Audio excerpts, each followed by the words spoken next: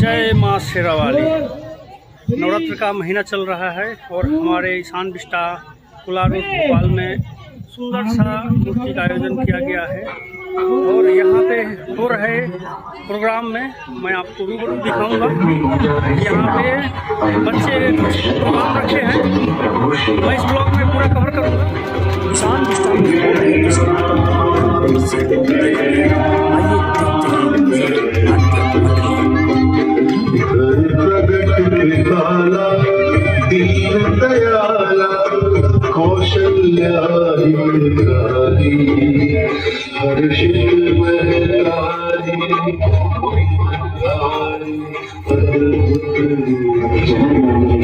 राम की जीवन संगिनी बन के आए, उन दोनों की परछाई बनने की लक्ष्मण ने शपथ दिखाई।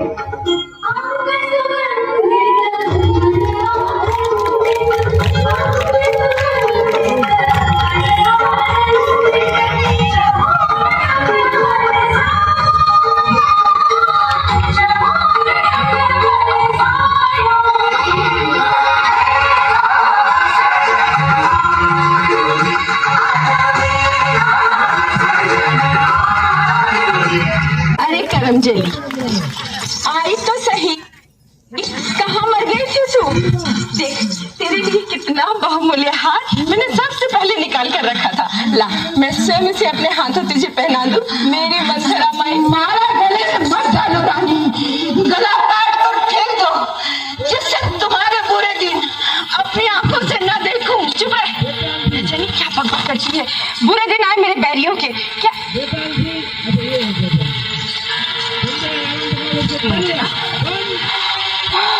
तेरी ये दशा क्यों हो रही है?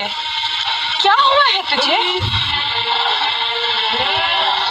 तेरी ये दशा देखकर तो मुझे सचमुच आशंका होने लगी है। राम तीनों भाइयों सहित और महाराज कुशल से तो है ना? सब कुशल से है, तुम्हारी कुशल नहीं दिखाई दे। मैं तो खुशियों के सागर में डुबकियां लगा रही हूँ।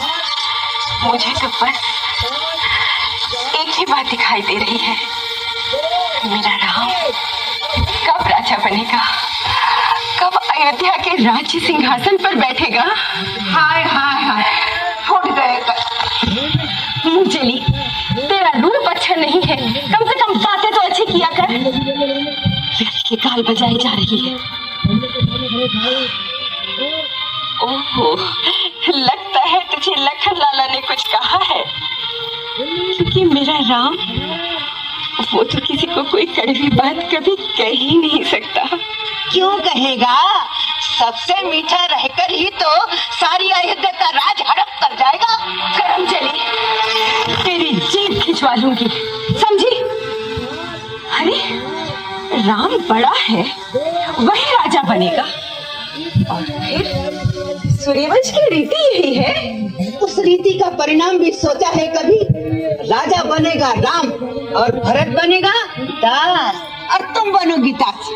अरे कुटिल बुद्धि! अरे राम के लिए तेरे मन में ऐसा कोई विचार आया कहाँ से? मेरा राम अपनी जन्मी कौशल्या से अधिक मुझे स्नेह करता है और अपने छोटे भाइयों को अपने प्राण से अधिक प्यार करता है। तेरी तो बुद्धि मारी गई है। बुद्धि मेरी मारी गई है या तुम्हारी? रानी, वो दिन भूल जाओ जब राम तुम्हारे स्नेह का स्वांग करता था, भरत को प्राणों से ज्यादा प्यार का ढोंग बताता था।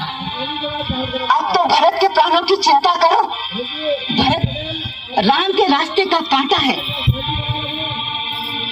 उसको हटाने के लिए ना जाने राम कैसे कैसे षड्यंत्र रचेगा।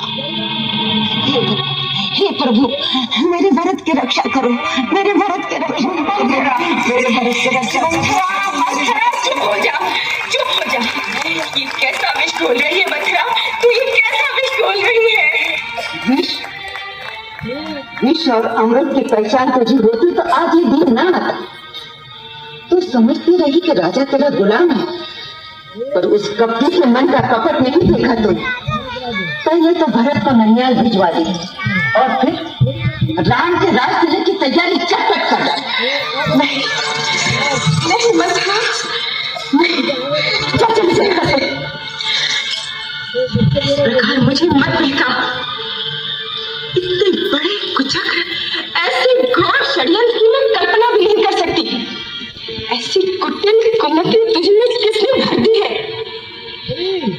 ऐसा व्यर्थ का प्रलाप मत कर मंथरा, मत कर। एक बात बता, इस तरह से आग लगाने में तेरा क्या लाभ होगा? मेरा लाभ? संसार में सभी स्वार्थी नहीं होते, हितैषी भी होते हैं। मैंने बचपन से तुम्हें गोद में पाला है, एक कोमल फूल के समान संभाल संभाल के रखा है। उस फूल को कोई पत्थर पे रख के पांव से कुचलने लगे तो मेरा कलेजा नहीं फटेगा क्या? इसी दुख के मारे कह रही हूँ, मेरा क्या? तेरा पुत्र राजा बने या कौशल्या का, मैं तो रानी बनने वाली नहीं है।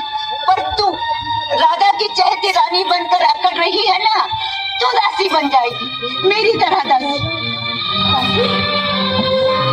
किसमें साहस है मुझे दासी बनाने का? किसकी दासी बनूंगी मैं? अपनी सौत की। वो तुझसे अपने चरण धुलवाएगी क्या? दीदी,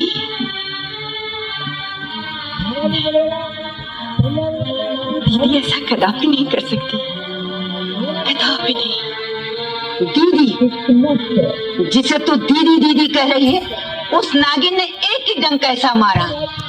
जिस राजा को तू जीवन भर नाच नचाती रही, उसी के हाथों तेरा सर्वनाश करा डाला।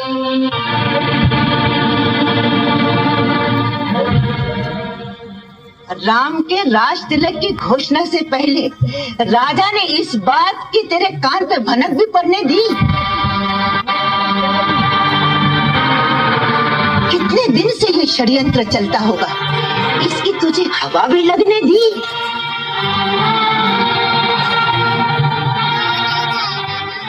मेरी भोली रानी, तू सौत का विष नहीं जानती। सौत मिट्टी की भी हो, वो भी जहरीली नागन होती है।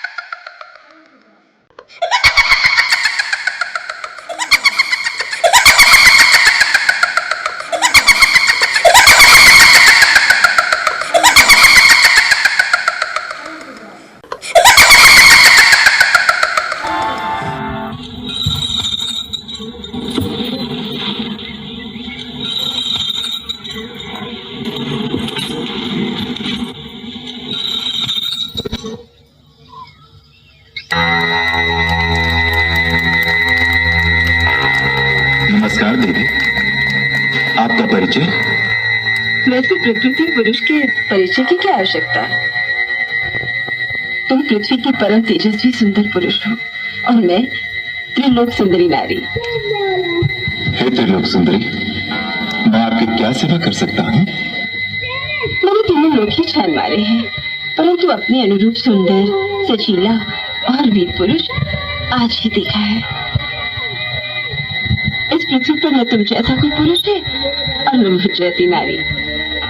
विधाता ने हम दोनों को एक दूसरे के लिए रचा है, इसलिए पति भाव रखकर मैं तुम्हारे पास आई हूँ। मैं इच्छा अनुसार रूप धारण करने वाली राक्षस कुल की राजकुमारी शूर्पणखा हूँ। मेरा नाम कामवल्ली भी है। राजकुमारी शूर्पणखा?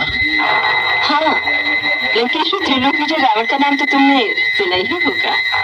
मैं ऋषि पुलस्त्य के पौत्र, महात्मा विष्णु के पुत्र, महाराज महाबली विश्व विजयी तेजस्वी रावण मेरे भाई हैं।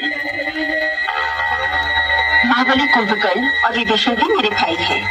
इस विशाल जनस्थान पर जिनका पूर्ण अधिकार है, वो पराक्रमी योद्धा खर और दूषण भी मेरे भाई है।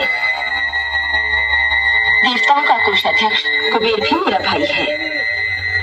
प्रसन्नता हुई परिचय पाकर, परंतु तुम्हारा परिचय नहीं मिला। तपस्वी के वेश में चटा धारण किए और धनुष बाण से सुशोभित तुम साधु भी दिखते हो और योद्धा भी। वास्तव में तुम हो कौन? देवी, देवताओं के समान पराक्रम वाले और परम धर्मात्मा महाराज दशरथ का नाम तो सुना होगा। मैं उन्हीं अयोध्या नरेश दशरथ का पुत्र हूँ, राम। राम? राम से किस काम की आशा लेकर असुर सुंदरी के कोमल चरण इस कुटिया तक आए हैं? प्रथम दर्शन से ही मेरा मन तुम में आसक्त हो गया है। तुम्हारे रूप यौवन से आकर्षित होकर खींची चली आई हूँ। पति की भावना रखकर प्रेम अर्पण करने आई हूँ। मुझे अपनी भार्या के रूप में स्वीकार करो। इस पृथ्वी पर तुम जैसा पुरुष नहीं और मुझ जैसी नारी नहीं। हमारा संजोग अजोड़ होगा। आदरणीय असुरबाला, हे भद्रे, क्या तुम मेरी परीक्षा लेने आई हो? नहीं जी पुरुष, मैं आत्मसमर्पण करने आई हूँ। तुम्हारी सुंदर सजीली रूप में मुझे अपने सपनों का कंठ मिल गया है। मुझसे गंधर्व विवाह रचाओ।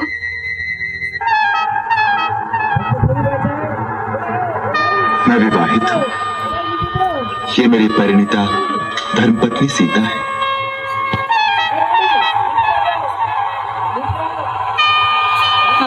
क्या रखा इस सूखी सड़ी काठ की पुतली सी क्षुद्र मानस स्त्री में? इसे तो मैं भी खा जाऊंगी। उसके बाद तुम दंडक मंदिर राजा बनना और मैं तुम्हारी प्राण प्यारी रानी। पर दया आती हो तो ये भी पड़ी रहेगी हमारी दासी बनकर। हमारे वन प्रदेश में एक नहीं अनेक विवाह रचा सकते हैं। किंतु मैं एक पत्नी व्रत ले चुका हूँ, और फिर तुम जैसी स्त्री सौत का साथ कैसे सहन करेगी?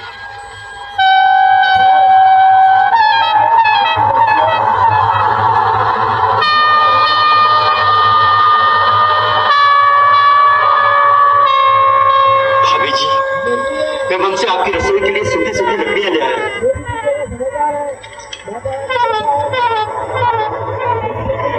ये कौन है तुम्हारी जैसा सुंदर और सजीला?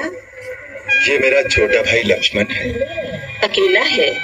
हाँ, वन में तो अकेला ही है। तो ठीक है, मैं इसके सन्मुख विवाह का प्रस्ताव रखूंगी। तुम स्वच्छंद विचरण करने वाली नारी ठहरी, तुम्हें मनमानी करने से कौन रोक सकता है? प्रयत्न करके देखो।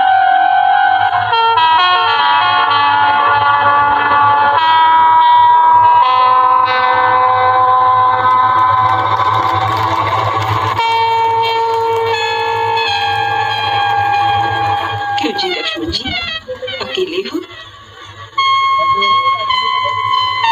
कहिए, आपको क्या कष्ट है? कष्ट नहीं, मैं तुम्हारे लिए सुख और आनंद का प्रस्ताव लेकर आई हूँ। अभी तो आप भैया से कुछ याचना कर रही थी। उस भाग्य ने मेरी बात का मोल ही नहीं जाना। कहता है मेरी स्त्री साथ है। छोड़ो उसे, मैं हर तरह तुम्हारे योग्य हूँ, तुम मेरी योग्य हो। मेरा परिणय प्रस्ताव स्वीकार करो।